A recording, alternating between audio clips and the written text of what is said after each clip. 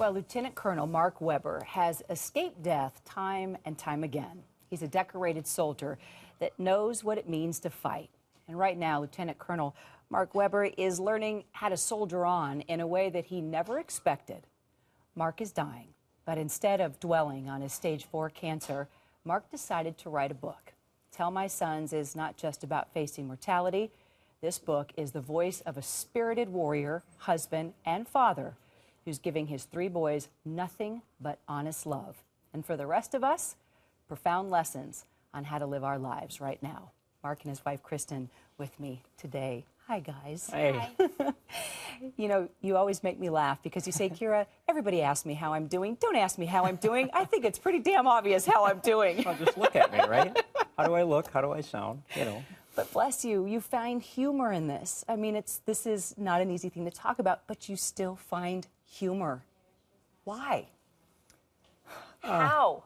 Well, there's bits and pieces. Humor's not everything. Too much humor and it gets a little perverse. But there's bits of humor in there. And Kristen, that's okay for you, right? Because you probably need that now and then. Yeah, definitely. Naming his wounds, talking about leaking at Target. I mean, you know, here I am ready to bawl my eyes out, and you have me cracking up midway through the book. I tell people to stop apologizing for that, too, because I get a lot of apologies that I was laughing while I was crying, and I'm like, no, that's what I want you to do. That's the sweet spot of emotion in life, I think.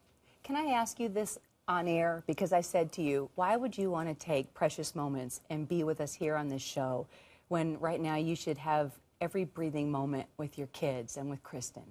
I actually get asked that question a lot. And I will tell you, you know, not long after the diagnosis and the failed surgery, I realized that the equation for how I've lived my life up to this point with regard to what do you do when life doesn't go the way that you want it to, it doesn't change. You know, you still have to answer the question, what are you going to do about it? And so I thought, you know, what better way to answer that question to my friends or to my family, my boys, my wife, than to show them what I think.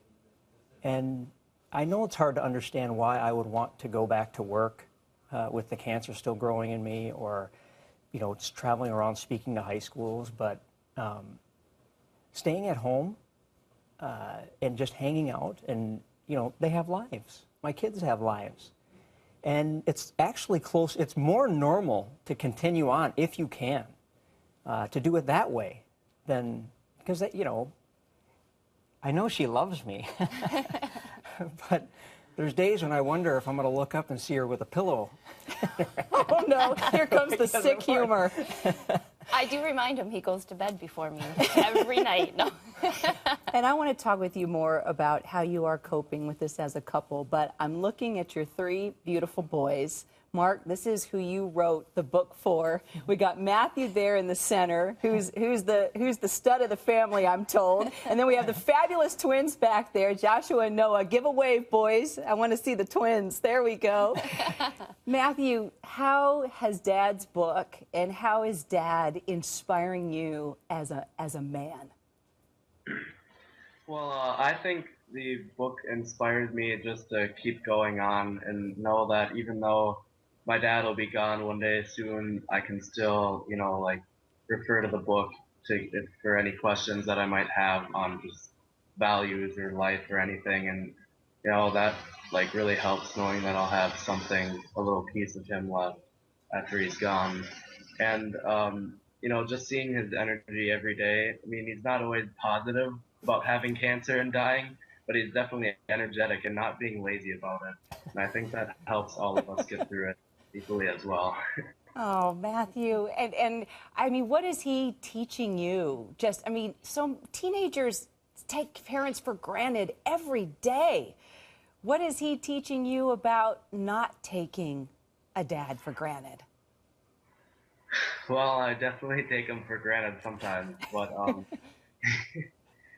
just, I mean, being there is, I mean, you know, just not taking him for granted. Like, it's really hard to see him, you know, just kind of withering away slowly, you know, and just seeing that is helping me not take him for granted sometimes.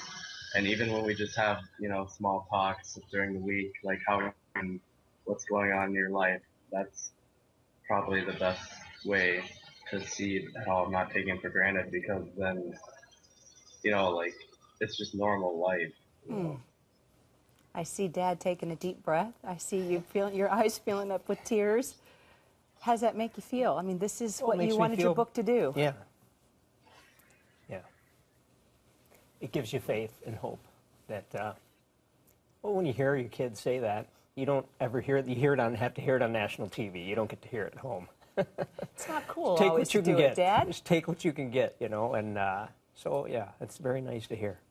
It's been talked about as the next Tuesdays with Maury, the next last lecture. A lot of endorsements, Mark, on this book, including the man that appointed you an advisor to the Afghan parliament. He was your mentor, General David Petraeus. Well, now you're his. Here's what he says. It's your words, nobody else's, about the book arriving at a very challenging time for you. And you said it was wonderful. It was equal parts inspirational and sobering. It was a tremendous reminder of the blessings that we all have, regardless of our personal situations. It was inspirational at a key moment. And I just want to know what you meant by that, sir. Well, I meant exactly what I said by it. And, I've known Mark Weber since we served together in Iraq in 2005. I kept in touch with him after that. And I have followed with enormous admiration the way that he has hung tough in recent years, despite having the heaviest of rocks added to his rucksack. He emphasizes in his book the importance of pressing on when life doesn't go the way you'd want it to go. And that's what he and his family are doing. They're bearing the heaviest burden imaginable in truly admirable fashion. Mark describes himself as a soldier in transition. He is. And of course, he is an exceptional one among countless other veterans in transitions of all kinds. And I can affirm that Mark has inspired many of us by the perspective on life that his story provides. As he explains to his sons in his book, and of course the book is for them, as bad as things may seem, you can take a knee for a bit, but then you've got to get back up and get going. That's what we see Mark doing in response to his extraordinary challenge, writing a book, going on outings with his family, speaking to high school students and business groups, and volunteering for a 6-month service project with a wonderful veterans organization, The Mission Continues. Frankly, that's the kind of inspiration and example we can all use from time to time, and I think it's wonderful that Mark is sharing this through his book and through appearances like this one, and it's great of you to have him on your show. General, thanks very much. General, you mentioned some key things, General. Heaviest burden, transition, inspirational, get up and get going. I mean, this is not the time and place for a lengthy discussion about you and your personal failings, but Mark's book has clearly taught you something. Has it taught you that this is the kind of man you need to be right now? Yeah, look, here, I'm not going to get into, again, this is about Mark. I agreed to do this because of Mark's request, or I would not have done that. And I want to emphasize that I found his book very inspirational. Others have found it the same. And it is, I think, an extraordinary story by an extraordinary soldier. Yes, you are. And you talk about 9 morals in your book, and you tell stories about what it means to be a moral man. Yeah. Tell me about that. Well, I've got them all listed on, tellmysons.com. You can go there and check it out. But, not substituting words for actions. We've all heard this, but I don't think we realize that it's got to be a daily exercise. Or to take life seriously, but not to take yourself too seriously. To cry, but also to laugh. So for laughing, can I share a story about Matthew? Absolutely. So this just happened a few weeks ago. He came in and he talked to me. He said he was having a really hard time. He was thinking about the end and what that was going to look like. And I said, well, have a seat. And we had a very serious few minutes of discussion. And I said, it's going to be ugly. It's going to come a day when I'm not going to look like me or sound like me, and I'll still be alive. And I said, it's a curious thing. Toward part of that end is a person's dying words. And, I think it's important to all of us. And I think about Pancho Villa. famed Mexican revolutionary. You know, and he apparently, reportedly said as his body was hit with a hail of dummy bullets, you know, don't let it end this way. Tell them I said something. And, you know, we shared a little bit of a laugh, and he said, do you think about that? And I said, yeah.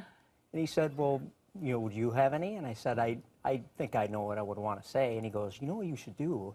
And there's a different animation in his voice from where we started. And he says, you should write them out on a slip of paper and just keep it in your wallet.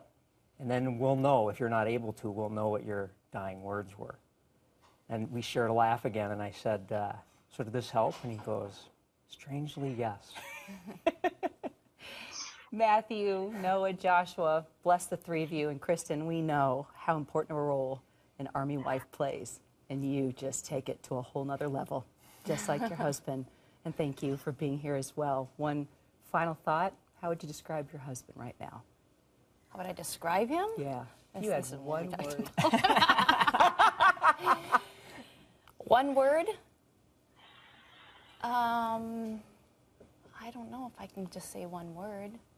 There's a lot. There's, you know, there's different parts of experiencing this whole, from the soldier to driven. That's going to be my word. Driven. Yeah, I think you all Driven. are pretty driven right now.